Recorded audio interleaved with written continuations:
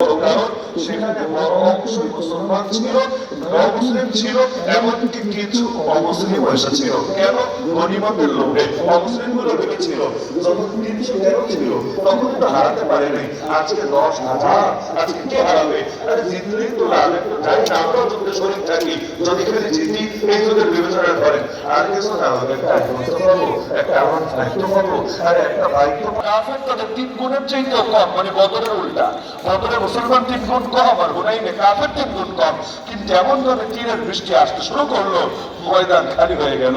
আর নবী এবং কিছু সাহাবী ছিলেন ময়দানে। আল্লাহ রাসূল তিনি ঠান্ডা রাখি মুদ্রাকুন, একেবারে ইসমে মাফউল, মুদ্রাকুন, নিশ্চয়ই অবশ্যই আমরা গ্রেফতার হই। অস্ত্রের হুজুর এদিক সেদিক তাকায় রাত নাই, আপনারা যেতেই হবে। শুরুতে ভূমিকা কি দিয়েছিল? এসপি সাহেব জরুরি কথা বলবে আপনার সাথে। আমি বলি গভীর রাতে কেন? তার আমি পড়ে আসলাম মাত্র বাসায়, গভীর রাতে কেন? সবাই বললেই হতো আপনার ঠিক আছে, আপনারা যান, দিনের করে আসবো। হুজুর এখনই যেতে হবে। আর্জেন্ট কথা, মাত্র 5 মিনিটের জন্য যাবে, জাস্ট 5 মিনিট, এরপর আমরাই গাড়ি দিয়ে পৌঁছায় দিব। যদিও সেই 5 মিনিট শেষ হতে আমরা এক বছর লেগেছি। 22 রমজান থেকে 15 বছরের পহেলা রমজান, এই মাত্র 5 মিনিট আর কি। বাংলাদেশের 5 মিনিট। অনেক সময় গ্রামে গেলে বলি ওই তো হুজুর এইখানে মাপ নেই তো 1 কিলো, যেতে যেতে যেতে যেতে আধা ঘন্টা শেষ। শোনা যায় নবী মুসা কি বললেন? কাল্লা, আরে কিছুতেই না, ইন্না মাইয়া রাব্বি সায়াহদিন, নিশ্চয়ই আমার সাথে আমার রব আছে, অবশ্যই তিনি আমাকে পথ দেখাবেন। কিভাবে দেখাবে, কোন দিক দিয়ে দেখাবে জানে না, জানার দরকার নেই, কিন্তু এটা জানে যে ওয়াদা দিয়েছে সে ওয়াদা পূরণ করবেই করবে। আজকে শহীদ হয়েছে, আজকে বলে যায় এই পৃথিবীতে আর কোনোদিন আপনার এবাদত হবে না। কে বলবে না? নবী কেঁদে কেঁদে দোয়া করছেন, শেষবার লুকিয়ে পড়েছেন, কেন দোয়া? শেষবার লুকিয়ে দোয়া করছেন।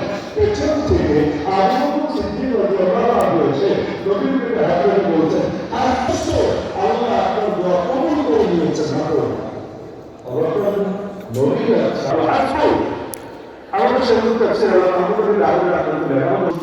ধীরে ধীরে বরফের প্রভাব কমতে শুরু করেছে।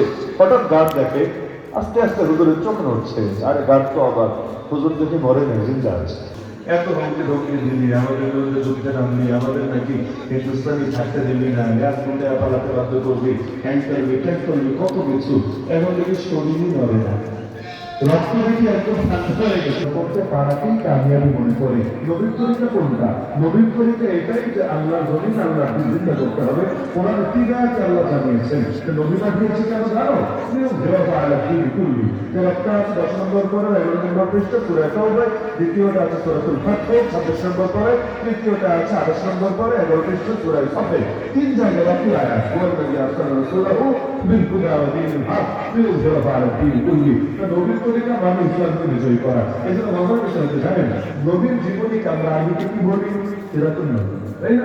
সিরাত বলতে কি বুঝি? নবীর জীবন, সেটাই তো। এই সিরাত এটা এক রকম শব্দ, এক রকম বুঝেন তো? এক রকম শব্দের বহুবচন কি? সিয়া। এর বহুবচন কি? সিয়া। সিয়া কাকে বলে? যে কোনো ছাত্রকে জিজ্ঞাসা করে সিয়া কাকে বলে? চোখ বন্ধ করে বললে আপনার সন্দেহ, আপনি বুখারী করেন, মুসলিম করেন, হাদিসের কিতাব করেন, ফতোয়ার কিতাব করেন, আপনি কুতুবী করেন, হিদায়াত করেন, শরীয়ত করেন, ফতোয়া করেন, আপনি